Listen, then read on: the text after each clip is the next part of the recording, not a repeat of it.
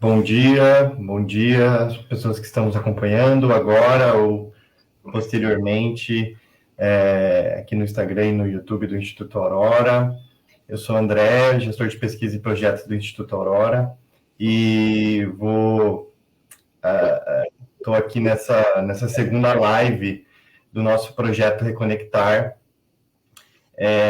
que trata desse tema tão sério e difícil que são os discursos de ódio, o extremismo violento e os ataques às escolas que vem acontecendo nos últimos anos no Brasil. Essa é a segunda edição das nossas lives. Tivemos uma mês passado e vamos ter mais algumas lives ainda esse ano. E a nossa principal motivação para essa atividade, para essa ação, é tentar aproximar mesmo esses temas são difíceis da comunidade escolar e da sociedade como um todo, né? O grande sonho, o grande objetivo é que a gente possa evitar próximos ataques, né? Evitar que esse tipo de violência continue acontecendo. E na live de hoje eu recebo os professores, pesquisadores e muitas outras coisas, Luiz Carlos Petri, da RIT, do Instituto Cultiva. O professor Petri é psicanalista e topólogo, professor e pesquisador aposentado da PUC de São Paulo, e o professor Rudá é doutor em Ciências Sociais, professor e presidente do Instituto Cultiva. Professores, eu agradeço a presença de vocês. Quero já deixar minha mensagem aqui em nome do Instituto Aurora de Solidariedade ao povo do Rio Grande do Sul. Estávamos conversando aqui um pouco antes sobre isso. O professor Petri está, né, acredito, em Porto Alegre, então a situação é complicada. Agradeço especialmente você, professor, por se disponibilizar, estar aqui com a gente nessa manhã. Muito obrigado. Passo a palavra para vocês aqui também, se quiserem se apresentar mais um pouco e saudar também quem nos acompanha. Bom, eu quero agradecer o convite, André. Você sabe que nós, do Instituto Cultiva, vemos e sentimos o Instituto Aurora como parceiro, não é? Principalmente nessa empreitada da educação, direitos humanos e o combate à violência, né, contra as escolas, né, e esse aliciamento de adolescentes, pré-adolescentes, né, para o mundo da violência, explorando o ressentimento, né? Então, assim, eu que agradeço a presença aqui e estamos à disposição. Estou também preocupado com o Petri aqui, que eu converso ultimamente com ele só pelo WhatsApp. Oi, Rudá, tudo bem? Bom dia a todas as pessoas que estão assistindo aqui no Instagram, Facebook e YouTube, talvez, né? Bom dia, André, do Instituto Aurora. Bom dia, Rudá. Realmente é um grande prazer foi uma grande alegria poder participar desse projeto e poder pensar algumas questões relacionadas aos processos socioeducativos a partir de uma perspectiva sociopsicanalítica, principalmente dentro de uma preocupação que ocorre já desde algum tempo, que é o ataque às escolas, e que foi, de certo modo, previsto pelo Rudá e por mim em um texto no qual nós alertávamos que essa perspectiva que estava começando a acontecer desde o primeiro ataque, ela iria se repetir e ela iria formar um padrão na cultura e sociedade brasileira, né? E que não foi dado bola para isso, né? E na realidade, né? As estruturas de organização social do ponto de vista do Estado não deram a devida atenção. Quem mais se preocupou com isso, na realidade, dentro do Estado, foi o ministro Flávio Dino, né, e o Judiciário, mas não teve grandes consequências. Talvez a gente possa falar um pouco hoje sobre essa coisa da era dos extremos que nós vivemos na prática hoje, né, no qual essa crise ambiental e social no Rio Grande do Sul está passando e que vai se alastrar em outros lugares, né? E a crise humana que vive o Brasil. Desculpe, tomei muito tempo já colocando questões, porque eu sei que vai ter muitos elementos importantes para contribuir nesse aspecto. Estava procurando aqui o livro do Rosbaum, mas eu não estou achando ele. Não, acho que faz todo sentido, né? As conexões que podem ser feitas entre essas situações, né? Inclusive, o que motiva muito dessa conversa entre nós três aqui é que nós, dentro do escopo do projeto Reconectar, né, que a gente já vem divulgando há algum tempo, são várias ações que a gente vem fazendo no projeto Reconectar, mas muito do que provocou essa conversa é que nós publicamos, ano passado, um texto no portal Latinoamérica 21, cujo nome era As Sociedades em Crise Favorecem o Extremismo e o Suicídio entre Jovens. Já aproveito para dizer que esse texto foi publicado no e-book, junto com outros artigos que tratam desse tema, do extremismo, da violência contra as escolas. E esse texto está disponível no nosso site, institutoaurora.org/reconectar, pode ser baixado gratuitamente.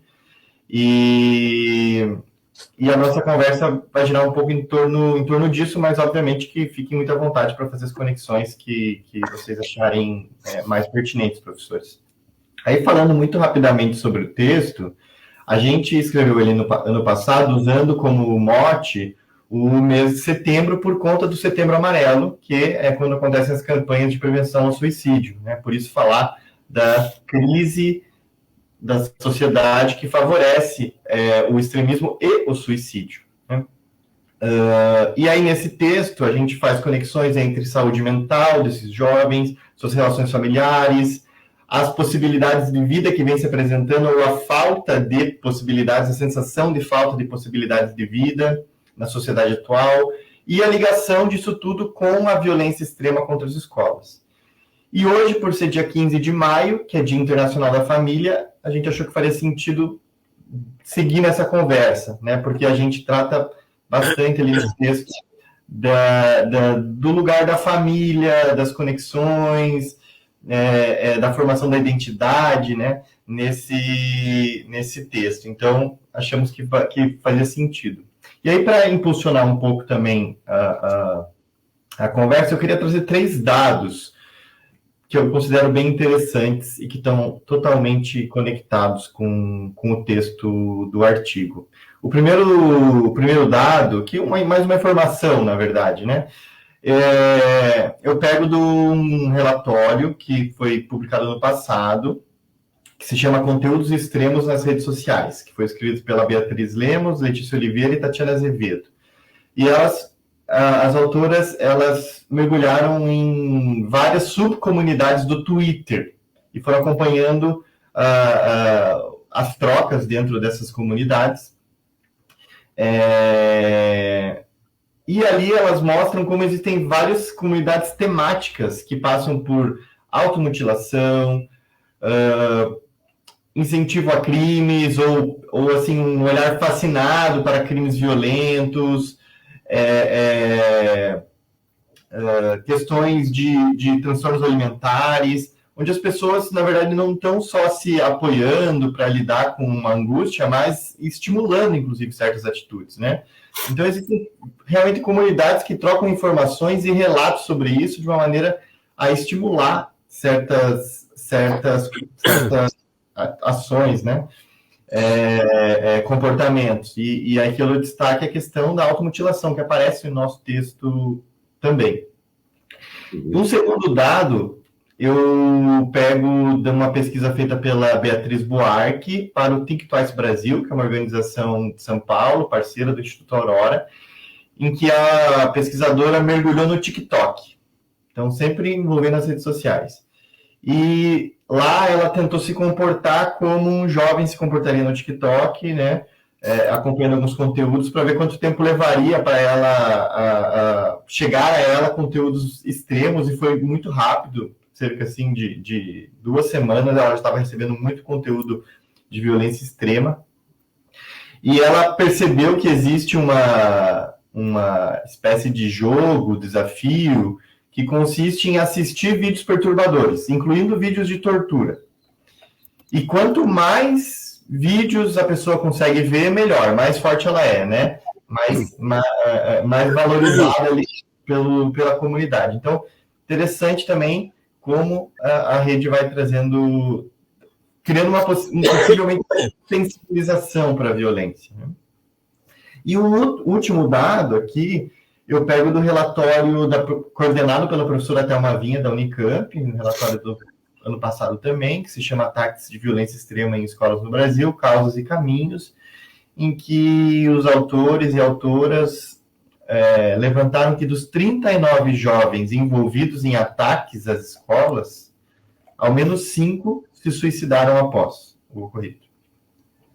Então, dados, informações que estão bem ligadas ali com o que a gente estava escrevendo no texto ano passado, e que são coisas que ainda estão aí acontecendo, obviamente, né? Estão acontecendo.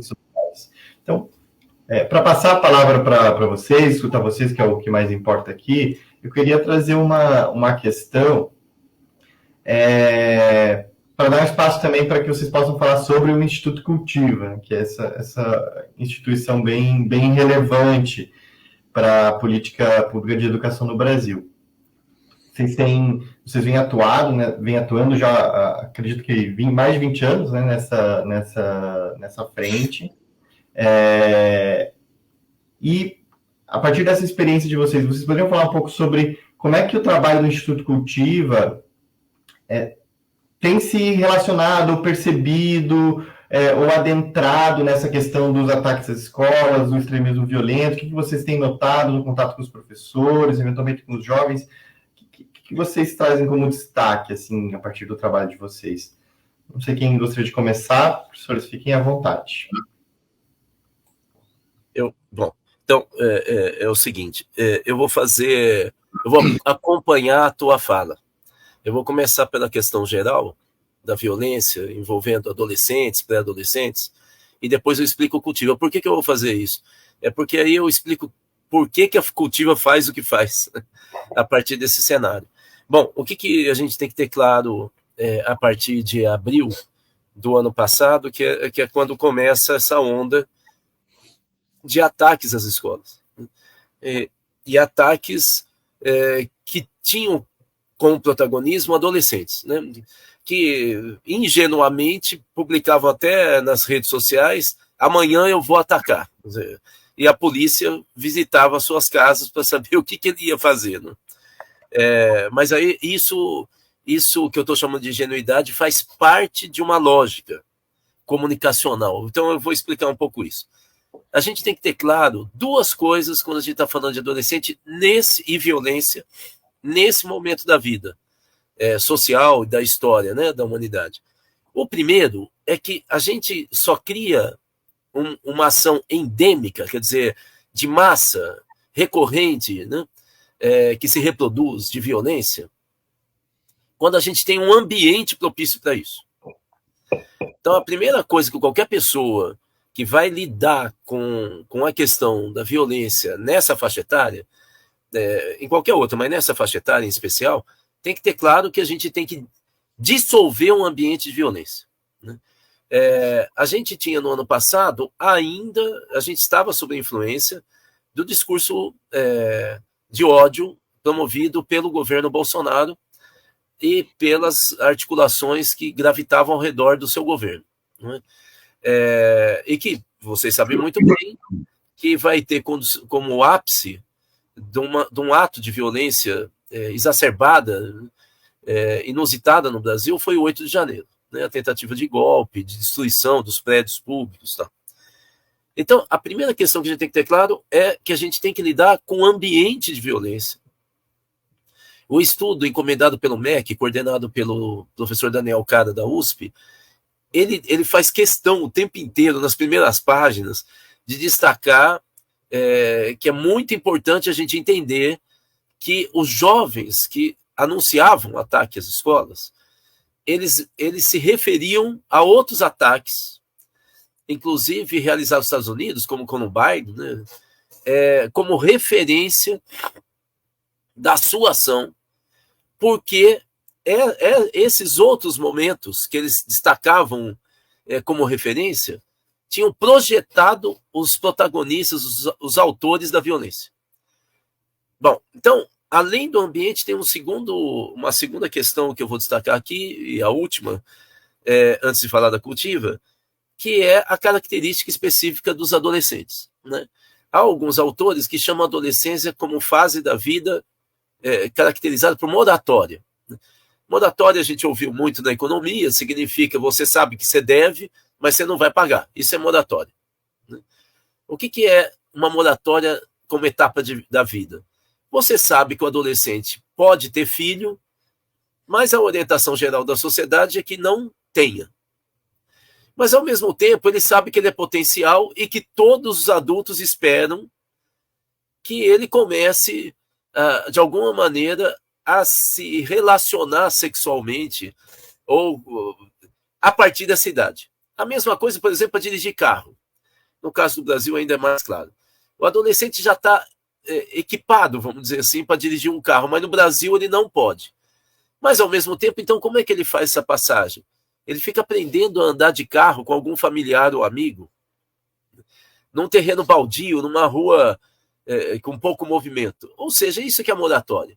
Eu já sei que eu posso, mas a sociedade não me deixa fazer. E eu tenho que provar que eu sou capaz de começar a fazer na vida madura, né? Que se dá a partir dos 18 anos completos, né? Essa situação faz com que os pré-adolescentes e adolescentes tentem buscar sua identidade pessoal o tempo inteiro e se destacar da multidão. É o que o Piaget falava da passagem da dependência em relação aos adultos, né? A heteronomia, né? A norma vem do outro, do hétero, do outro, para a autonomia. Eu defino o que eu tenho que fazer. É um momento muito delicado e esse é um momento muito difícil, talvez seja o momento mais difícil da vida de um ser humano, e ele tem que provar para a sociedade e para ele que ele é especial. E aí é que as ações espetaculares e criam um certo atrativo. Eu vou deixar para o Petri falar depois, mas o que nós estamos escrevendo é que a gente tem que ficar muito atento com o ambiente, principalmente o apito de cachorro. Lembre-se, o apito de cachorro é um apito que, quando você utiliza, só o cachorro ouve. E a partir daí ele desenvolve uma ação programada para aquele apito. O apito de cachorro, para essa situação de violência, é uma frase ou um comando que quem já está excitado para aquela ação violenta entende e vai para a prática. Então, o que a gente tem que ter claro é ambiente e apito de cachorro que é feito por alguém que tem intenções muito claras, não é? Bom, dito isso, o que a Cultiva faz? A Cultiva é uma entidade que tem mais de 20 anos de existência. Ela trabalha principalmente com a área educacional, principalmente com a educação pública, e nós somos freirianos, ou seja, a gente segue as grandes orientações e o ideário pedagógico do Paulo Freire, que significa eu ouvir o outro na construção do conhecimento, mas com o objetivo de criar a autonomia do outro, justamente o que eu estava falando. Portanto, é uma concepção educacional que se encaixa com esse momento que eu estou falando da vida do adolescente. O programa que a gente vem tendo destaque, né, e resultados muito bons, que a Cultiva elaborou, chama Comunidades Educadoras. Nós ganhamos um prêmio da Unesco, o programa, não nós, né? Em 2017, depois do governo do estado de São Paulo, porque depois daquele ato de violência em Suzano, na Grande São Paulo, o secretário de Educação do município nos chamou e a gente implantou o programa, deu tanto resultado que virou uma lei. os vereadores transformaram o programa em um programa permanente do município. E agora nós estamos implantando em Araraquara, no interior de São Paulo, e em todo o estado do Rio Grande do Norte. Qual que é, para terminar, o foco do programa? Por que ele dá certo? É porque a gente cria um sistema de comunicação com a família. Todos os dias um técnico da escola preparado para isso visita uma família, lança os dados e a gente cria uma rede de proteção envolvendo a saúde, as próprias escolas e a assistência social, com foco, obviamente, nos alunos, mas principalmente na mãe ou nas avós. O que tem de tão especial a mãe ou a avó? É porque as duas, o IBGE vem revelando que as mulheres, né, que cuidam das famílias, numa situação em que as mulheres não têm muito tempo para cuidar da família e os pais, avós, têm muito tempo, mesmo assim as mulheres dedicam o dobro do tempo que os homens para cuidar das famílias. E por isso o IBGE vem revelando que o principal fator de educação para o comportamento e desempenho escolar é a mãe ou a avó. É por isso que, se você quer um caminho da educação para um resultado mais rápido, o caminho além de atender, obviamente, os alunos, é criar uma rede de proteção e acompanhamento das mães e avós. Aí o resultado vem em 6 meses, para você ter uma ideia. É isso, André. Petri?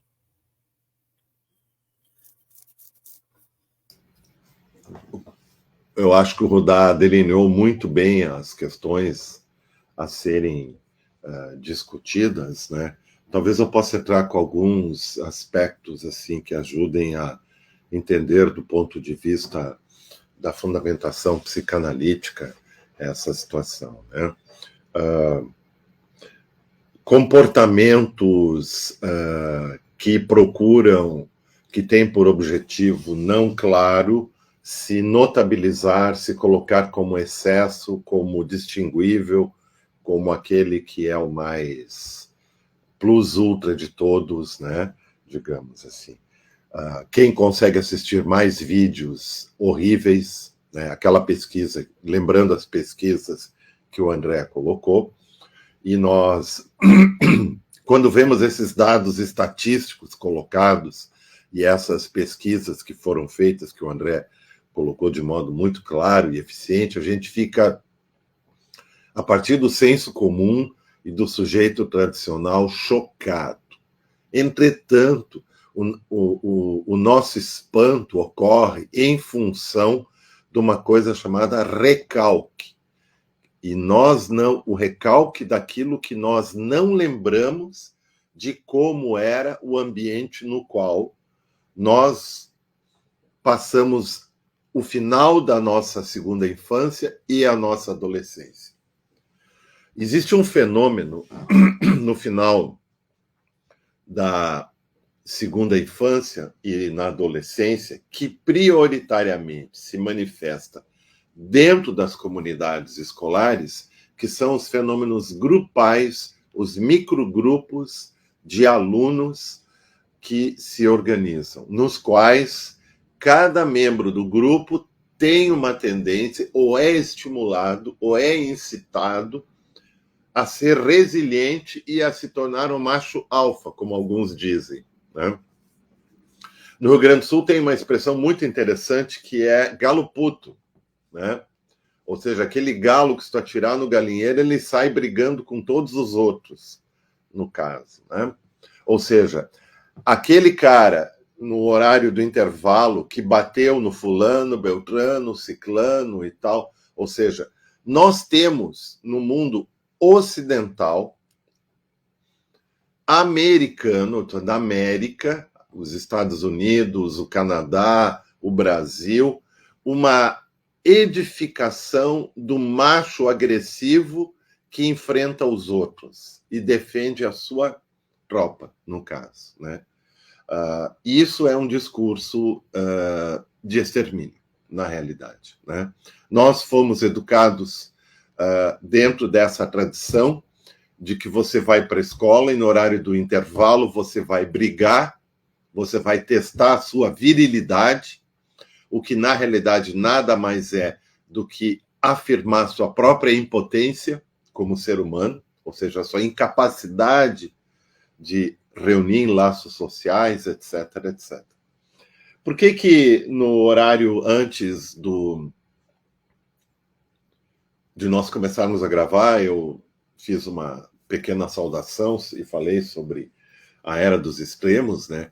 Porque agora o Rio Grande do Sul vai mostrar realmente a sua estrutura autodestrutiva, né? Nós estamos vivendo uma crise social na qual as famílias estão sendo destruídas, os saques estão acontecendo reiteradamente aqui em Porto Alegre e em outros lugares, né? E a criminalidade, como se diz, que eu acho que esse termo é muito mal utilizado, um tipo de guerra civil não estruturada, não declarada, está prestes a acontecer no Rio Grande do Sul. É muito claro os sintomas e signos da evidência. Enquanto a alta burguesia não dá a mínima bola para o que está acontecendo e faz troça, nas camadas cada vez mais inferiores do ponto de vista dos recursos, a situação se torna mais catastrófica, né? E o Estado do Rio Grande do Sul, o governo do Rio Grande do Sul, na pessoa do Eduardo Leite, que é muito mais do que um neoliberal, é um destruidor do Estado, né? Não está nem aí para a situação, né? Posa com um colete da Defesa Civil, da qual ele não faz parte e não deveria utilizar, né? Promove a industrialização e transformação do Cais do Porto de Porto Alegre como área de lazer e área de condomínios desde 2018. E agora, né, em função disso, nós temos essa situação na cidade de Porto Alegre, né? Porque as comportas não foram dadas manutenção, é isso, é o caos. Então, quando o caos impera, o totalitarismo toma conta. O Rudá estava falando sobre as condições, por isso que eu falei esse aspecto. Nós temos agora, no Brasil, no Rio Grande do Sul, um grande laboratório do caos da existência da civilização brasileira. E ele é o responsável por isso, é o governo estadual e o governo municipal. Agora, eu quero saber se realmente vão fazer essa investigação, né? Ou se os jornalistas que estão cobrindo isso, não digo todos, porque a Rede Globo está fazendo um papel maravilhoso, né? A CNN também, mas a gente tem certos programas de jornalismo sendo feito que estão levando a coisa para o lado, né, da ostensiva estultice brasileira. É isso que eu tenho a dizer. Eu falei inicialmente sobre essa questão da construção de um grupo social, micros grupos sociais, nos quais se estimula a agressividade, principalmente masculina, mas também temos hoje no feminino, que vai se representar nas mutilações e nos ataques a outra pessoa, do ponto de vista simbólico. E falei e trouxe para o Rio Grande do Sul essa questão, porque eu acho que aqui a coisa vai se multiplicar. E o trabalho da Cultiva seria importante, mas, infelizmente, dentro das condições, não é possível no momento. Obrigado, professores, pelas ideias, né, e conexões. Eu vejo realmente bastante conexão entre essa parte final da tua fala, Petri, e o início da fala do professor Rudá, né, das condições que estão sendo colocadas quando fala de ambiente de violência, né? A gente tem um ambiente de violência que foi sendo construído no governo, não só no governo anterior, né, mas, enfim, com especial força no governo anterior, que a gente sabe que propicia mais violência, né? O lema violência gera violência não existe à toa. E tanto é que o número de casos de ataques às escolas aumentou muito nesse período, né? O único ano em que não houve ataques foi em 2020, que foi o ápice ali da pandemia. Então, não estavam indo às escolas, né? Mas tirando isso, foi sendo sempre um aumento gradual desses casos de violência.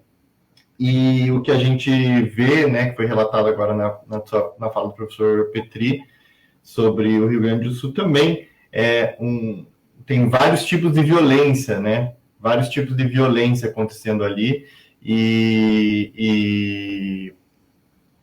infelizmente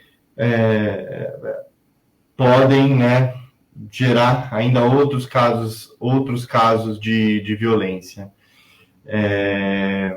E interessante também puxar um ponto aqui alguns pontos, mas não quero me demorar, porque queria trazer uma outra questão que está totalmente relacionada com o que foi dito, mas a questão da adolescência, né, que é o que a gente trata no texto, e se destacar na multidão, me parece que sempre houve isso, né, a gente vê como um fator da violência, o pertencimento ao grupo, né, uma saída da família, o encontro de estabilidade dentro de um outro grupo de pessoas e tal, e também um certo desejo, às vezes, de aparecer na multidão. Só que a multidão hoje é toda a internet, né? É todo o mundo a multidão.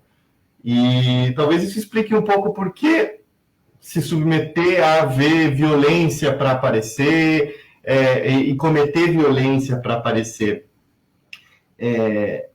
E acontecendo de maneira sistemática, tanto é que nesse relatório que o professor Rudá fala do MEC, coordenado pelo Daniel Cara, está colocado lá, né, que são copycat crimes, né, crimes de cópia, crimes de reproduzir algo que já foi feito. Então eles têm inspiração, é um elo mesmo que vai se construindo, né, tem uma inspiração anterior. Se fala muito de Columbine, nos Estados Unidos, em 1999, de fato é muito emblemático, mas todo caso que acontece passa a ser uma possível influência e uma forma de se destacar, uma forma de aparecer, uma forma de surgir em meio a essa multidão. Então é interessante, e aí vem a ideia do macho alfa também, né? Porque é esse que se destaca, que guia, né, o grupo, e aí surgem vários outros temas que até vai ser tratado em uma outra live no futuro, que é essa questão do masculinismo, né, da machosfera, enfim, trazendo várias coisas aqui, porque os pontos se conectam muito, né, dentro dessa temática que está sendo chamada de violência extrema contra as escolas e as suas causas. Então, mas pegando um pouco o gancho do que foi dito, eu queria trazer uma outra questão para vocês, professores, sobre esse papel das famílias que aparecem no texto. A gente fala sobre os papéis das famílias em dois sentidos, né? Famílias reais e virtuais, e a relação disso com o sofrimento psíquico. Foram apresentados alguns dados no nosso artigo, mostrando que essa família original, essa família real, está gradativamente perdendo espaço para a família virtual, as redes sociais, os aplicativos, que é onde crianças e adolescentes têm definido vestuário, valores, linguagem. Acho muito interessante essa coisa da linguagem, né? Tem tido relatos de portugueses dizendo que essa nova geração de portugueses não fala mais o português de Portugal, mas fala o português brasileiro, porque estão desenvolvendo a linguagem nas redes sociais, vendo vídeos de brasileiros, né? Então, é uma de fato criando subjetividade, produzindo essa identidade. Mas, além da família, eu estenderia essa preocupação desse deslocamento do lugar onde a identidade se constrói para a escola também, porque também é um espaço muito importante de socialização e de formação de grupos e de produção da identidade, né? Então, está tendo, parece que essa troca, tanto das famílias reais, vamos dizer assim, quanto da escola para esse ambiente virtual. A questão aqui, né, a partir dessas colocações, como é que vocês notam essa modificação na criação de laços por parte dos jovens, na atuação de vocês, na visão de vocês sobre o que tem acontecido? Essa migração da família original, da escola para as relações online, vocês têm notado isso também, às vezes, na conversa com professores, com educadores que participam dos projetos? Como é que vocês veem isso tudo? Falei um monte de coisa aqui, mas fiquem à vontade para trazer os pontos que acharem mais importantes. Eu posso começar? Não, sim. Acho que a gente ia seguir. Eu acho que as pesquisas, elas são muito importantes, que são feitas, e nós valorizamos elas muito, mas um dos efeitos secundários, mas muito efetivos das pesquisas, é que elas fragmentam a realidade e setorizam ela, né? Porque é muito difícil uma determinada pesquisa ela poder fazer as relações transversais, que é o que o Rodin sempre faz, e fazia profundamente nas análises de conjunturas. Eu gostaria de pegar um ponto, não do efeito ou do objeto investigado da pesquisa, das pesquisas que você citou, André, mas eu quero descer até lá embaixo na base, que é um fator que está na ação o tempo todo em relação a todos os fenômenos pesquisados e coisas, que é a questão da formação de um ideal, no caso, né? Por exemplo, eu vou situar com um exemplo prototípico que parece que não tem nada a ver com a situação. A nossa cultura nacional brasileira se alterou nos últimos 70 anos profundamente, depois da Segunda Guerra Mundial. Ela passou de uma influência europeia, francesa e alemã, principalmente essas duas, para uma influência americana, não inglesa, americana, né? Nós começamos progressivamente a pensar e utilizar uma frase, eventualmente, que veio de um filme americano. Quando um cara está parado num lugar e pergunta para um outro: além de dar aula, você trabalha?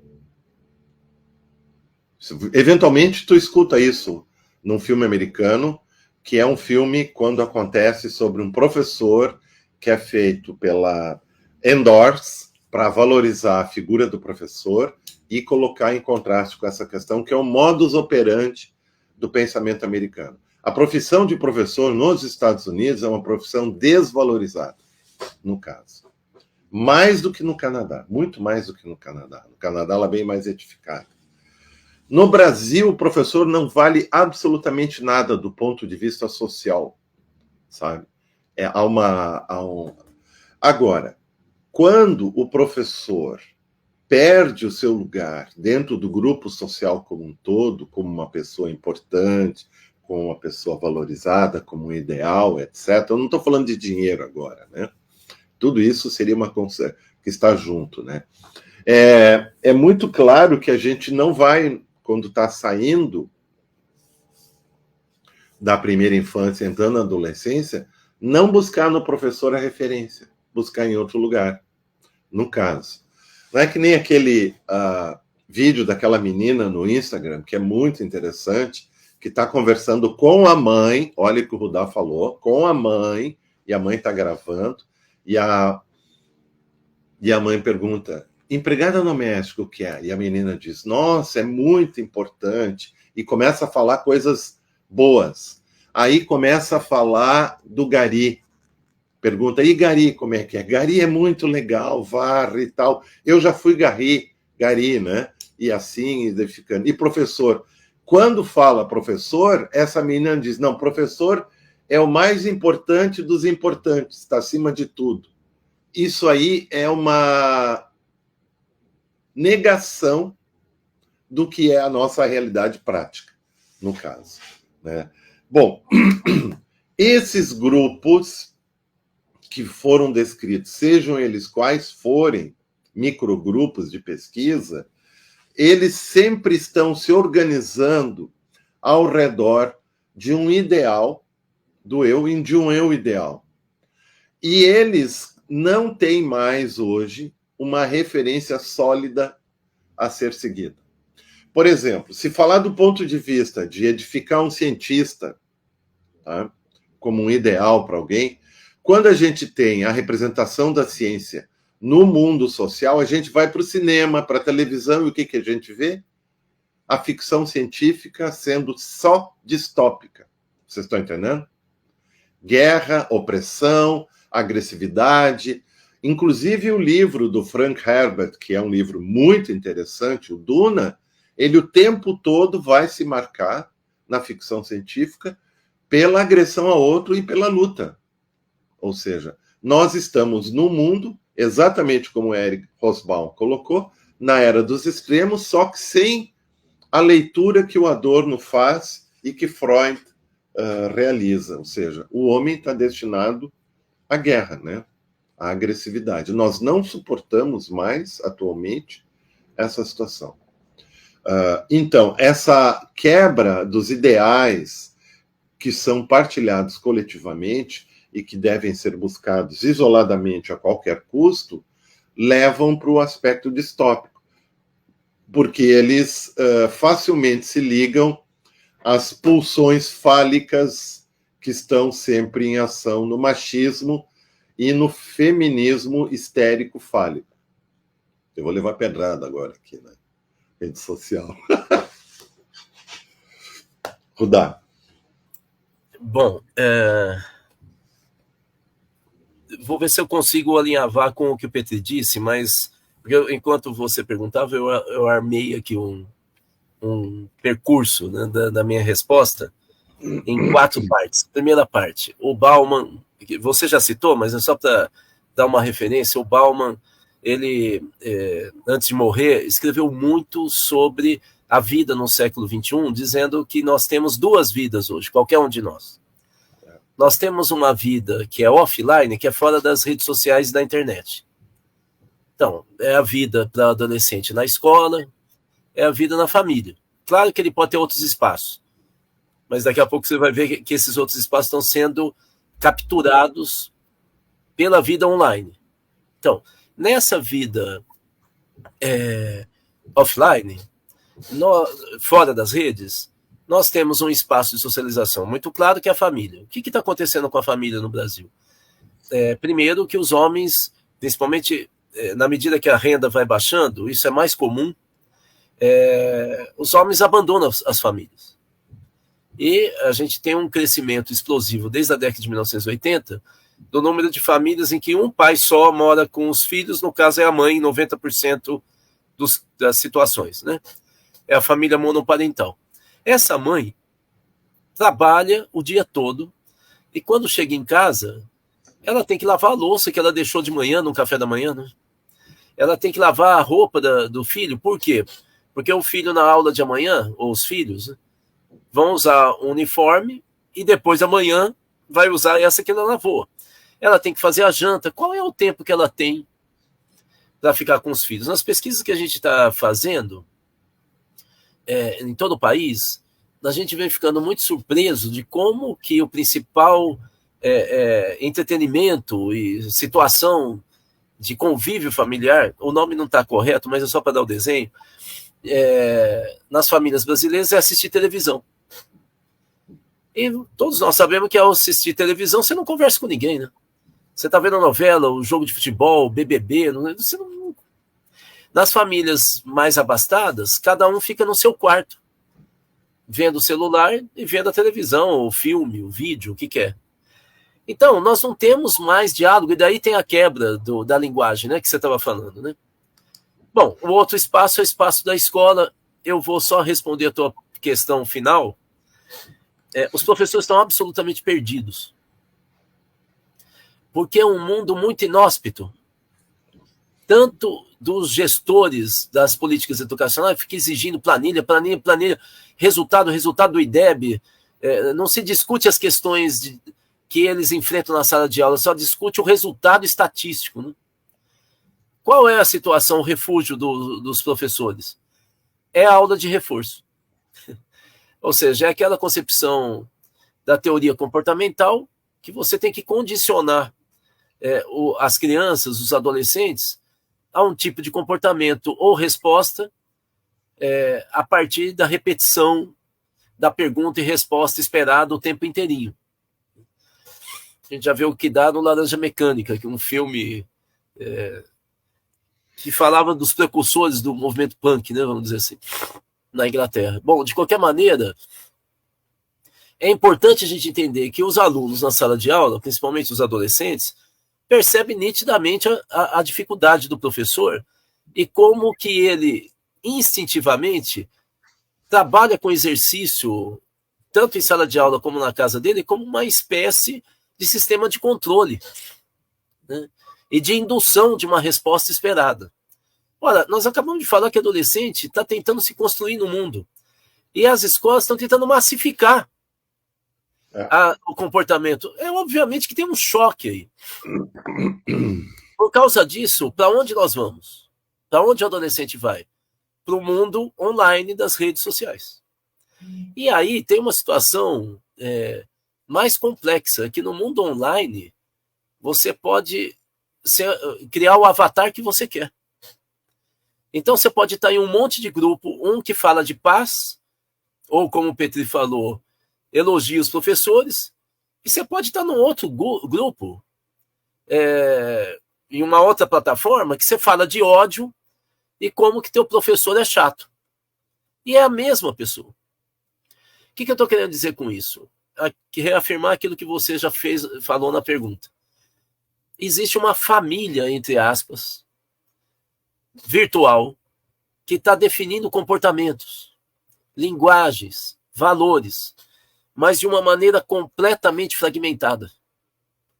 De tal maneira que os valores morais são cada vez mais fluidos no século XXI. Para adulto e, obviamente, para adolescente que se sente abandonado. Ali naquela tribo online, e ele pode estar em várias tribos diferentes, ele tem algum sistema de apoio, de escuta e também de tensão. Porque vamos falar claramente, né? A escola, principalmente quando você não está na sala de aula, é um lugar de testes e de violência meio constante, né? Bullying, testes para você comprovar seu poder pessoal, sua inteligência, sua habilidade física, sua sexualidade e tal. É uma coisa bem pesada, né? Obviamente que no mundo virtual, esse adolescente tem várias camadas e vários espaços para estar discutindo soluções diferentes, né? Ir para a arte, movimento musical tal, e ir para o ódio também. Então, as iscas estão todas lançadas aí, né? Eu queria só fechar aqui a minha resposta problematizando uma questão importante, que são as fake news. Qual que é o papel social da proliferação das fake news? É você desautorizar todas as possibilidades de resposta humana. É você colocar a ciência no mesmo patamar da não ciência. A intuição com a razão, o estudo com a ilação. A fake news, ela destrói a tua segurança do que é comprovado, ou minimamente comprovado, né? E aí você abre espaço, portanto, para qualquer teoria conspiratória e ação alternativa. É aí que entra a violência também. Num mundo que você está completamente perdido, se é bom tomar café ou não é bom tomar café, chocolate, ovo, tal, então tudo pode. Se tudo mata, então fazer o quê? Eu vou morrer mesmo, né? Então, o que a gente está, na verdade, com as fake news, principalmente plantado nessas várias redes em que os adolescentes participam, mas também os adultos, o que a gente está vivendo é uma falta de norte, uma desconstrução de um projeto social, do conceito de civilização. A gente está fragmentando porque tudo é possível. E se tudo é possível, a violência pode ser uma alternativa de mudança radical. É um pouco isso que eu queria explanar para dar um fundamento aqui.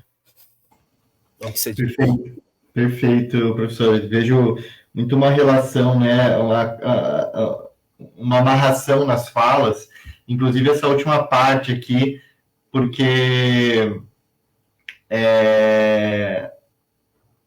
remetendo de novo ao artigo, a gente menciona ali uma ideologia que está presente nesse ambiente virtual, principalmente esse masculinista, que é a Black Pill, né, a pílula obscura, a pílula escura e tal, que tem total relação com essa frase, professor Rodar, né? Se tudo mata, então né, eu vou morrer mesmo. E essa falta de norte, né? Essa falta de horizonte, essa falta de perspectiva, ou sensação de falta de perspectiva, que levaria alguns jovens a se entender como dentro de um niilismo, assim, mas num sentido bem raso, né, da palavra, de que nada faz sentido mesmo, né? Eu não tenho futuro, e isso não é uma questão só do indivíduo, né? É uma questão de como ele está olhando as coisas que estão colocadas no mundo, né? Para ele, as possibilidades. Eu não tenho futuro, então a violência é uma saída. E é uma saída que ainda pode me dar algum destaque em meio a esse grupo, né? Então, o Black Pill, dentro lá daquela ideia, tem o Red Pill, né? O Blue Pill, tem várias pílulas. Teria esse Black Pill que seria aquele que está desconectado do mundo, assim, totalmente alheio ao que está acontecendo, não se importa mais, né? Não me importo mais com o resultado, né? E aí o suicídio é uma possibilidade, um ataque à escola é uma possibilidade, e se terminar com suicídio, tanto melhor. Seria um pouco o raciocínio por trás, né? Se é que há algum raciocínio. E aí, já por conta do tempo, também caminhando para um encerramento, queria pegar essa caminhada que a gente fez aqui para pensar em criação de pertencimento, assim, né? Em outras possibilidades, na verdade. Então, o que vocês veem como que práticas, talvez, que ações a gente pode tentar empenhar para potencializar o senso de um pertencimento saudável, né? Mais positivo, com um horizonte de sentido colocado, tanto na família quanto nas escolas, e a gente tem que incluir as redes sociais aqui, porque elas não vão deixar de existir, né? Então, é preciso construir também nesses espaços quais conversas, quais atividades, né, poderiam favorecer isso. Vocês veem alguma coisa para a gente poder também caminhar para talvez alguma coisa mais propositiva, né? A partir desse diagnóstico. O que vocês pensam?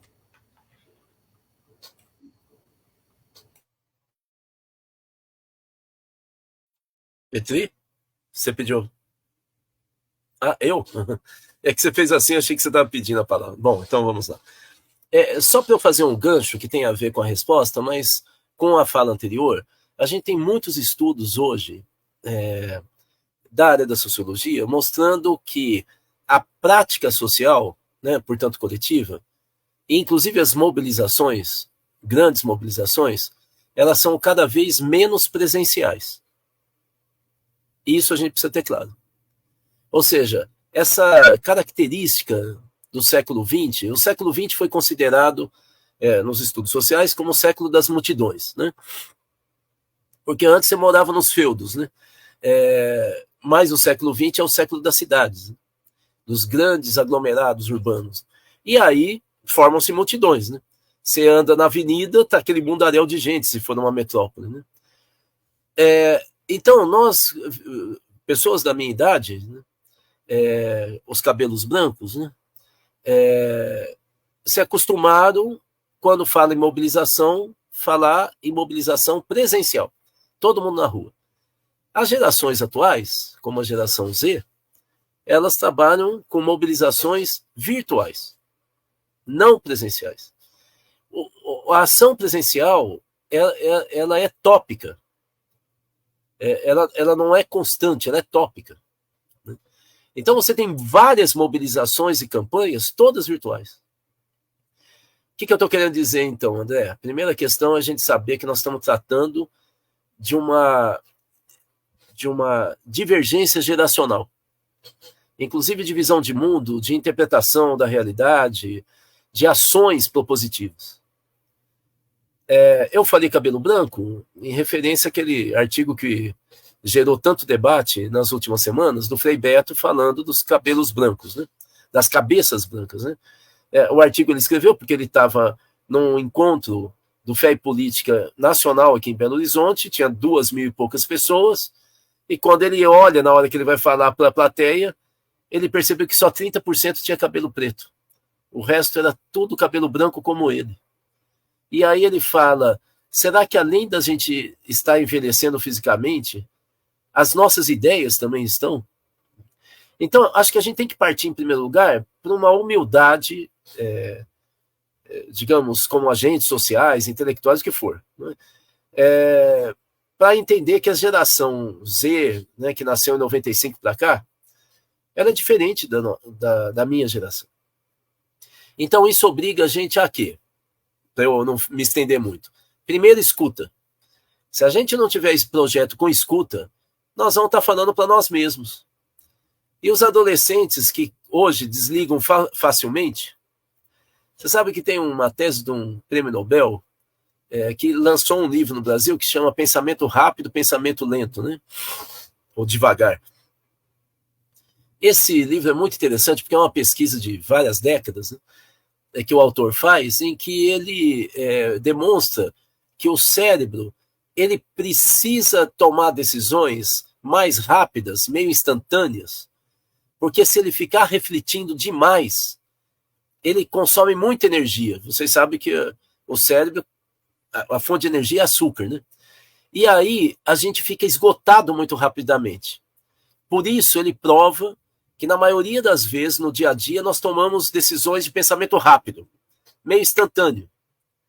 E agora, num mundo que a gente está super carregado de informação, como é o século XXI, a tendência é a gente ser menos reflexivo, né? Então, uma segunda dica, além da escuta, eu tenho que sempre trabalhar com dinâmicas pedagógicas, sociais, que elas não demandem muito tempo de reflexão. Eu vou falar uma coisa assim que para mim é um desespero. Eu vou terminar aqui. Mas cada vez mais jovens leem menos. Então nós temos que substituir os sistemas de comunicação, informação e reflexão. E trabalhar muito com ação. Principalmente com protagonismo infanto-juvenil. Acho que essas são as 3 dicas, né? Bom, eu estou terminando aqui porque também o nosso tempo está se esgotando. Petri? Eu acho que eu devo fazer minhas palavras do Rodar, porque eu acho que ele colocou a coisa de modo muito adequado, né? E temos que ficar atentos para as situações que vêm pela frente, né? É isso aí. Obrigado, professores. Infelizmente, temos essa limitação do tempo aqui por causa da plataforma, mas acho que finalizamos com algum norte, né? Algumas perspectivas de caminho que é bem importante. E, então, para fechar mesmo, eu quero agradecer mais uma vez, professores, pela participação, pelas palavras, por disponibilizar o conhecimento de vocês aqui para nós. Foi muito rico essa manhã, apesar de rápido, né? Gostaria de continuar conversando com vocês por muito mais tempo, mas eu acredito que já deu para pontuar algumas coisas importantes. E já deixo o convite para quem nos acompanha. A nossa próxima live vai ser em junho. Vamos divulgar nas redes sociais, então, quando tiver programada. Mas até lá existem dois outros programas que vocês podem assistir. A live do mês passado, que foi com a professora Maria Villarreal, do Latinoamérica 21, e também a gravação do evento que a gente fez recentemente, que é Educação em Direitos Humanos em Movimento.